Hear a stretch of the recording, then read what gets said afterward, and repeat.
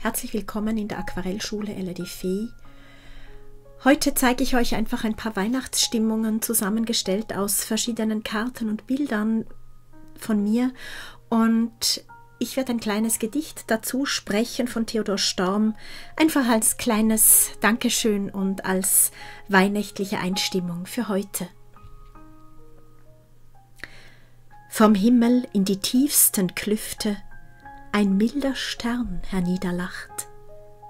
Vom Tannenwalde steigen Düfte und hauchen durch die Winterlüfte, und kerzenhelle wird die Nacht. Mir ist das Herz so froh erschrocken, das ist die liebe Weihnachtszeit. Ich höre fern hier Kirchenglocken, mich lieblich heimatlich verlocken, in Märchenstille Herrlichkeit. Ein frommer Zauber hält mich wieder, anbetend, staunend muss ich stehen. Es sinkt auf meine Augenlider ein goldner Kindertraum hernieder. Ich fühl's.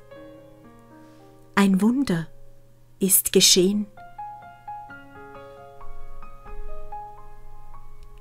Eine frohe, schöne Weihnachtszeit euch allen und herzlichen Dank für alles, die lieben Worte, die Kommentare, euer Hiersein und ja, einfach für alles.